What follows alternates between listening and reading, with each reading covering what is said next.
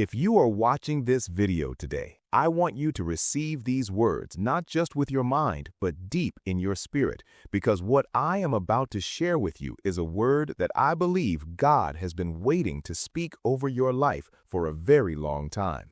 And it is this: the door you have been standing in front of, the door you have been knocking on, the door you have been praying about, the door that has remained closed no matter what you tried, no matter who you asked, no matter how hard you worked, no matter how long you waited, that door is about to open. And when God opens it, no person, no circumstance, no enemy, no delay, no disappointment, and no force in heaven or on earth or under the earth will be able to shut it again. Because Revelation 3:7 says these words, and they are some of the most powerful words in the entire Bible. These things says he who is holy, he who is true, he who has the key of David, he who opens and no one shuts, and shuts and no one opens. And today, God wants you to understand that he holds the key to every door in your life. He is the one who opens and no one can shut, and the season of closed doors you have been walking through is coming to an end. Now, before I get into the heart of this message, I want to acknowledge something, because I know some of you have been waiting for a long time, and the waiting has been painful and discouraging, and there have been moments when you wondered if the door was ever going to open. And I want to say to you directly and honestly, I know it has been hard. I know the rejection letters have piled up. I know the job applications have gone unanswered. I know the business has not taken off the way you believed it would. I know the relationship has not been restored the way you prayed it would be. I know the dream has been delayed so long that some days it feels more like a delusion than a destiny. And I am not going to stand here and tell you that the waiting has been easy or that the closed doors have not hurt, because they have, and God knows they have. And he has seen every tear you cried standing in front of a door that would not open, and he has not been indifferent to your pain. He has been right there with you every single moment of the waiting, and everything you have been through has not been wasted. It has been preparation. Because here's what I want you to understand about closed doors. Not every closed door is a denial. Not every closed door means God has said no. Not every closed door means you missed your chance or that the promise is not going to come to pass. Because sometimes God closes a door because you are not yet ready for what is behind it. Sometimes he closes a door because what is behind it would actually harm you, even though it looks good from the outside. Sometimes he closes a door because he is protecting you from something you cannot see. And sometimes he closes a door simply because he has a better door in a better location at a better time that is going to exceed everything you could have imagined if the first door had opened when you wanted it to.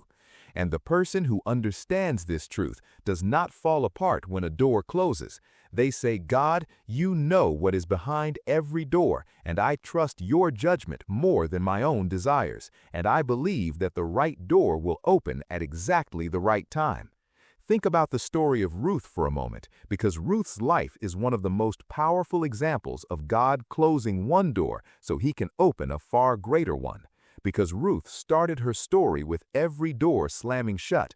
Her husband died, her father-in-law died, her brother-in-law died. The life she had built in Moab was completely over. The future she had planned was completely gone, and she was left with a choice: go back to her own people and try to rebuild a familiar life, or follow an old widowed woman named Naomi into a foreign land with no guarantee of what was waiting for her there. And Ruth made a decision of extraordinary faith. She said, where you go, I will go. Where you lodge, I will lodge. Your people shall be my people, and your God shall be my God. And she walked away from every door that had closed, and she walked into the unknown with nothing but faith and loyalty and love. And what happened?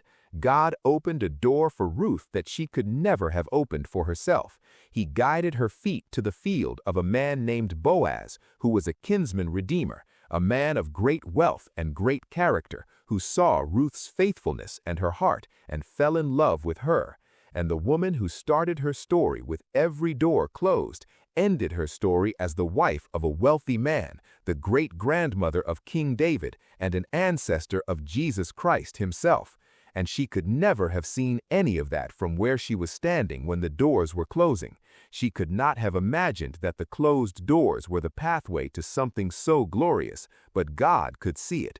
God had planned it, and God was orchestrating every single step.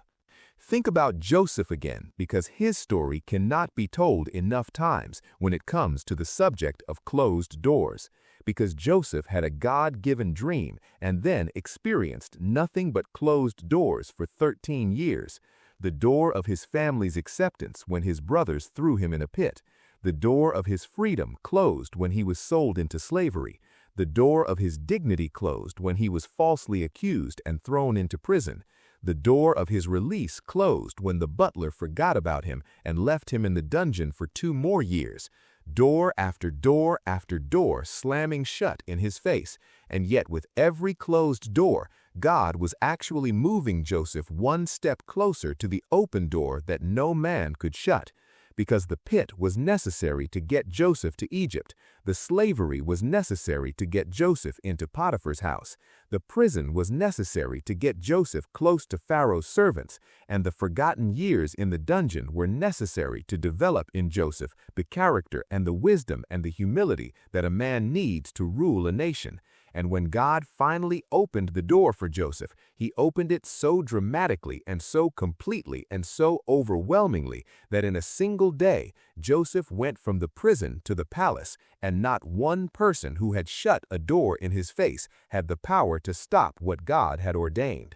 Think about the children of Israel standing before the Red Sea, every natural door completely shut, the sea in front of them, Pharaoh's army behind them, mountains on either side, no way out, every exit blocked, every option closed. And the people began to panic and cry and say to Moses, "Why did you bring us here to die in the desert?" And Moses said something that I want you to write on your heart today. He said, "Stand still and see the salvation of the Lord." And then God told Moses to lift up his staff and stretch it over the sea. And when he did, God opened a door in the middle of the water. He parted the Red Sea and made a path through the impossible, and Israel walked through on dry ground, and the enemy that was pursuing them was swallowed up by the same water that had been Israel's greatest obstacle. And I want you to hear this. The very thing that looked like your greatest closed door, the very situation that looks most impossible and most permanent, is the very thing that God is about to part. He is about to open a door in the middle of what you thought was a wall. He is about to make a way where there is no way, because that is who he is. He is the God who opens what no man can shut. Now, I want to talk about what happens in the spirit realm when God is about to open a door in your life, because I think this will help you understand why the period just before an open door often feels like the darkest and most difficult time.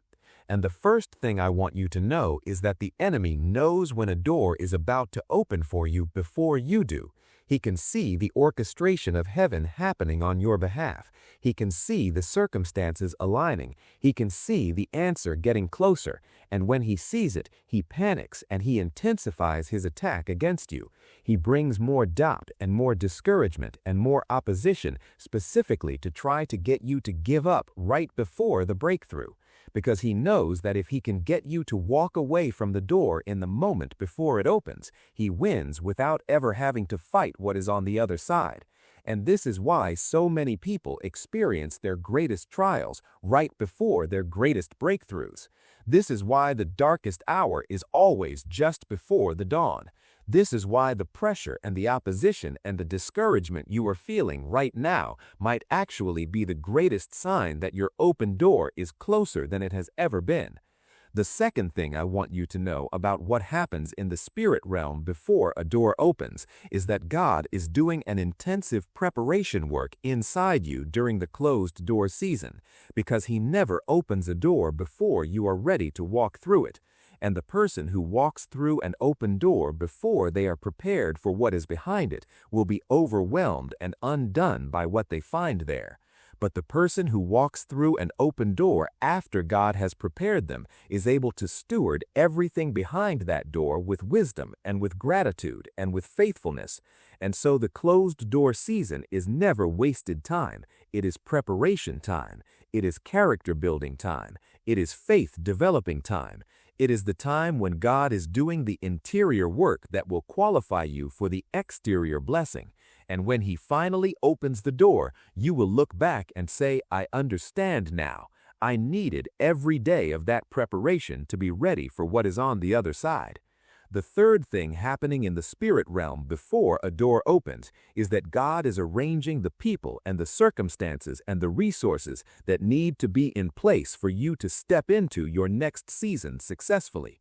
Because your open door does not exist in isolation. It is connected to other people, other situations, other divine appointments, and God, in His infinite